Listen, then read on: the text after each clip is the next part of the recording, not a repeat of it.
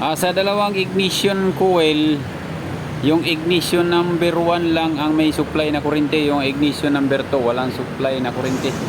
Troubleshooting na naman to mga amigo. Ito, ang issue nito ay umaandar siya kaso palyado. Yung 1 saka 4 lang gumagana na spark plug. Ngayon, para sa akin, para ma-check ko kung alin ang may problema, yung spark plug ba, ignition coil or ECU.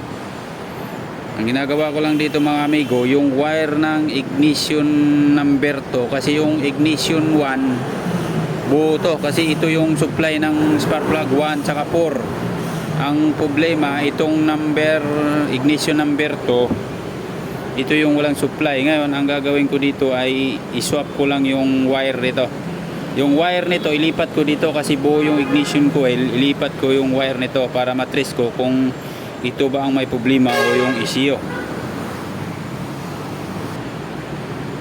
Ito na yung wire sa ignition number 2. Nilipat ko na sa ignition number 1. Tapos tingnan ko kung may supply to lumabas dito. Ibig sabihin buo yung ECU, ignition coil ang problema. Pero pag di maglabas ng supply dito, posibleng wiring or ECU. Ito, tingnan mo. Kaya lang, lumabas yung check engine. Ito 22, ito lang yan.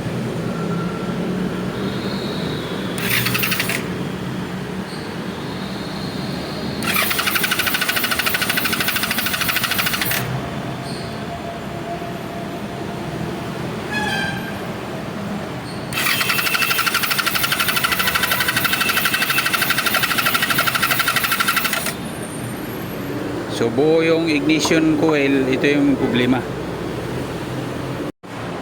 Eto, lumabas yung check engine pero wala siyang code. 22, meron siyang 22. Ito lang yan, oh. Sa air cleaner. Ngayon, pag sinalpak ko to, mawala yan.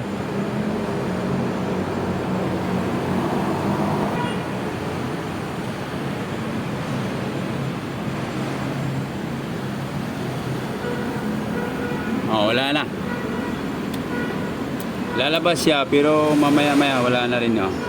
Pero pag hinugot ko to, dito, hugutin ko, lalabas yan.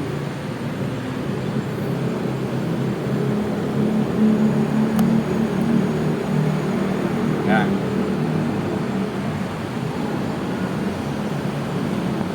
Ito yung ignition coil na sira. Ito yung buo. Ngayon, i-check ko tong sira para ma-check mo. Ito, automatic ilaw yan sa daw. This light. Yung positive, ilagay mo lang sa positive. Tapos yung negative, saltikin mo lang ng test light. Ngayon, pag wala siyang lumabas dito, ibig sabihin, sira na to.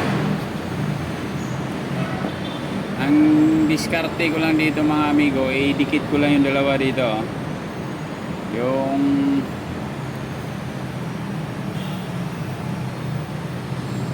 Yung kunti lang pagitan, tapos ito sasaltikin ko. Ngayon, pag wala siyang lumabas dito, ibig sabihin sira na to.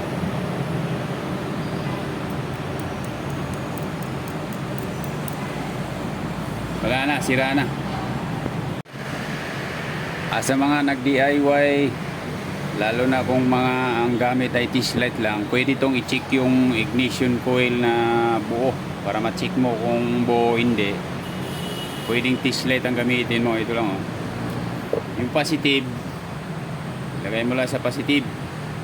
Tapos yung negative, saltikin mo lang sa test light. Ngayon, yung isang wire, ma-detect mo kung may umilaw dyan. Kailangan, idikit mo siya. Yung kapiranggot lang yung matira para makita mo kung masilip mo. Kaya lang, mahina lang yung kuwan ito. Ngayon, saltik mo lang yung kuwan. Yung isang wire ito. Ganun mo siya. Tingnan mo dito. Yan.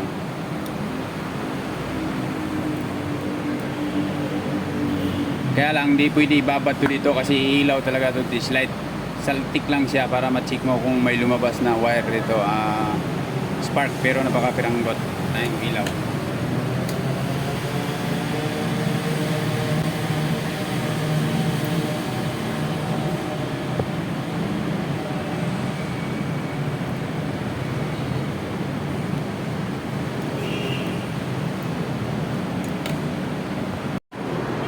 So yun lang mga amigo, sa mga mahilig mag DIY, kung nagustuhan nyo ang ginawa kong video mga amigo, huwag nyong kalimutan i-subscribe para updated kayo sa ginagawa kong video. Konting kalaman lang to mga amigo, ang importante nakapag-share tayo sa kapwa natin mekaniko. Hindi naman tayo magaling mga mekaniko, pero importante matuto tayo dito mga amigo mag troubleshoot, kasi dadaan din tayo sa minor trouble bago tayo biyasa sa pagkamekaniko mga amigo. So yun lang mga amigo, maraming salamat at good luck.